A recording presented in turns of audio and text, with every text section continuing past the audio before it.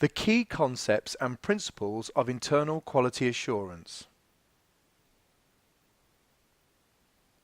So just to review, here's our broad definition of internal quality assurance. It is a plan, process, system and strategy that ensures the integrity and quality of assessment for all programs and at all stages of all programs. Again, just to review what we're talking about, here is the other definition we looked at in the previous film. The definition generally of quality assurance includes that quality assurance is often used interchangeably with quality control, QC. It's a wider concept that covers all policies and systematic activities implemented within a quality system.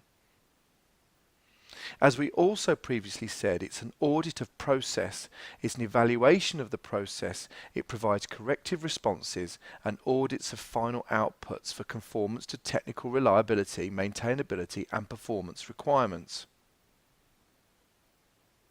Note the word audit and reliability and performance as key words that are part of the reasons for having internal quality assurance systems at all. So let's have a look at a basic diagram of this process. This diagram you can see starts with the basic assessment cycle. Step 1, the assessor with the learner plans the assessments to be undertaken. Step 2, the assessor and the learner do the assessment. The assessor makes their decision, step 3, and gives their feedback, which is then 4 reviewed, which makes recommendations ready to go back to step 1 to plan the next assessment. So as I say, this is a very basic assessment cycle. Let's have a look at how the IQA cycle or process fits in with this. As you can see, the IQA activity mirrors the assessment cycle. IQA is planned against both external and internal benchmarks set to dictate levels of required activity in step 1. Once the planning of IQA practice and activity is done, then 2, it is carried out with decisions made by the IQA on the assessment practice that was sampled so that 3, the IQA can give the assessor feedback to develop their practice.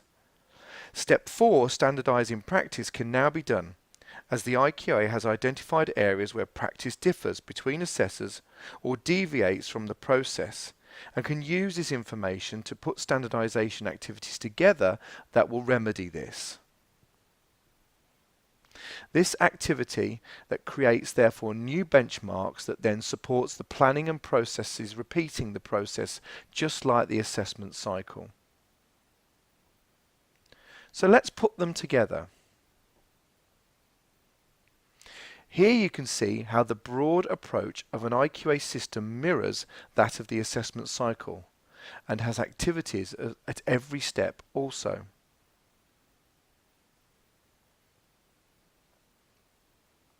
Now, a fundamental point of an IQA system is that it's a risk management system.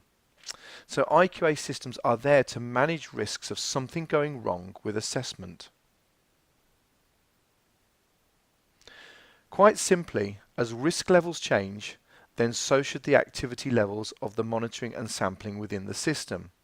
The greater the risk, the more monitoring needs to be completed. So where do these risks come from?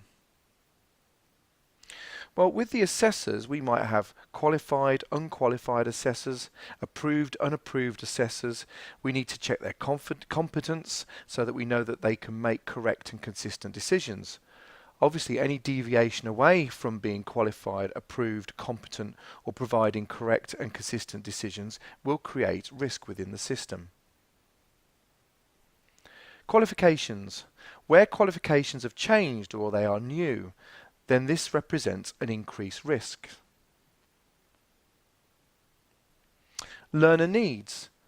Learners with needs or challenges can represent an increased risk where different and amended methods of assessment are used. It is indeed absolutely vital and correct that different learning challenges are accommodated, but they must be done so whilst maintaining integrity of assessment.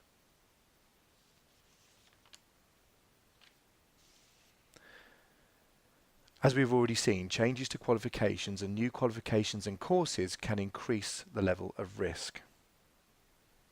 Changes to personnel. New assessors and indeed new IQAs come with a certain unknown factor, even if they are or appear to be experienced and are qualified. This certainly can increase levels of risk. Now, there might be changes within the organisation or within the organisation status. This could be levels of personnel, it also could be levels of funding, it could be new organisational strategies. All these could add to an increased level of risk within the system. And as we've been mentioning, incorrect assessment decisions. And of course, as we've said, this is the big one. IQA systems need to be robust enough to catch poor or incorrect and indeed inconsistent assessment decisions and appropriately deal with them.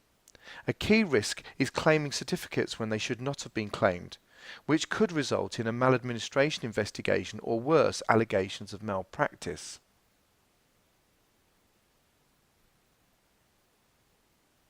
Now, the system requires qualified and appropriately experienced staff, as we've just picked up. This is crucial. To both assess and to be an IQA, you need to be qualified and have the right experience and competence in your areas of expertise. IQA systems should ensure that CVs, certificates and references are checked and recorded. This information is subject to external compliance and monitoring and will therefore be checked by the awarding organisation's EQA.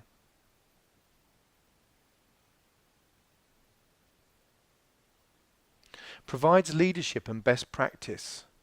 IQA systems and the people who lead them need to demonstrate leadership and provide an example to follow. A system or people who say do as I say, not as I do is going to have challenges over credibility eventually. As already mentioned, the system and the IQAs have to balance monitoring and compliance with the need also to train and develop and support its assessors. A system, however, needs to be responsive to change. If risk goes up, it responds. If risk goes down, it responds again, and does so in a timely way. Awarding organisations and EQAs are not impressed by IQA systems that look great on paper, but don't actually deal with appropriately what is happening in front of them. This relates to the previous point. The processes and the systems need to be continuously improved based on feedback and audits. This ensures that it remains relevant and robust. These can be small changes if needed. That completes our look at some of the key concepts behind successful IQA systems.